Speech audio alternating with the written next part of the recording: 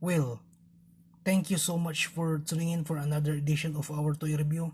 This time, my featuring is my Marvel Avengers Infinity War. Oh, yan. Or Endgame.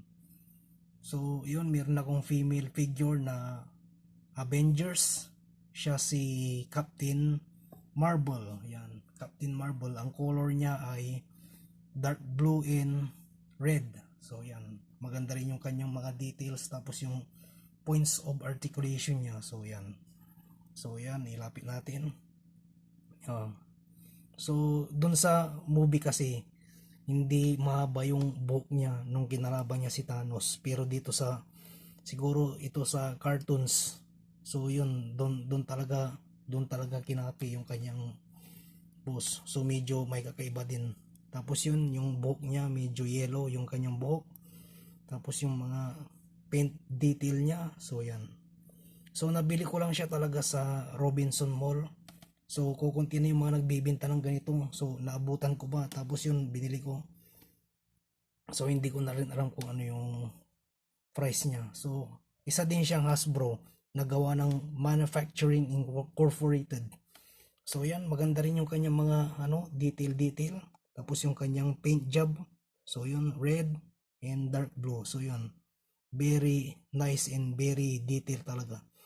So, yun yung mga ibang yung mga ibang colors niya. So, medyo pabura na rin dahil din sa katagalan.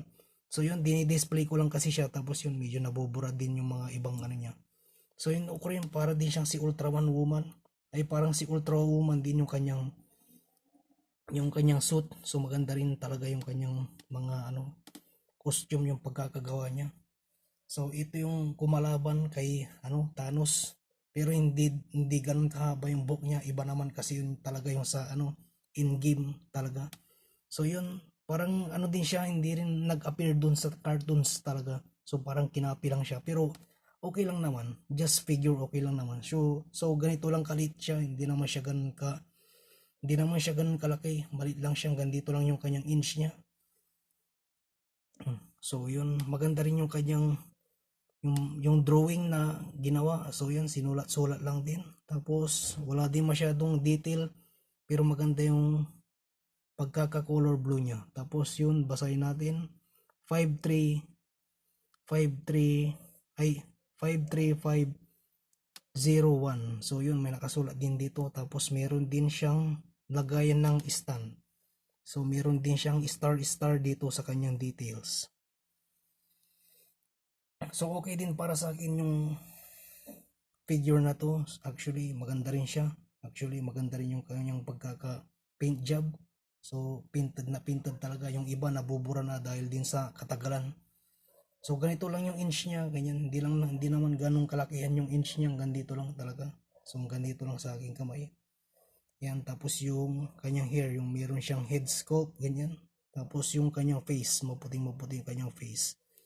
So, favorite ko rin to talaga si Captain Marvel. So, maganda rin siyang figure talaga kahit maliit. So, yun, yung points of articulation niya, pwede mong iikot yung kanyang arms. Yan, 360. So, ganyan din, rotate yung kanyang arms. Uy, nagalaw. Tapos, yung kanyang knee, double knee articulation. Tapos, yung kanyang feet. Yan, igaganyan. So, maganda rin yung guhit niya dito. Boots na boots talaga yung pagkakagawa. Ultra Woman talaga. So, yan din, meron din siyang, yan, double knee articulation. So, yun. No waist articulation, pero pwede mong i-sideward yung kanyang kamay. Tapos, bend ng ganyan. So, dito rin. Yan, bend.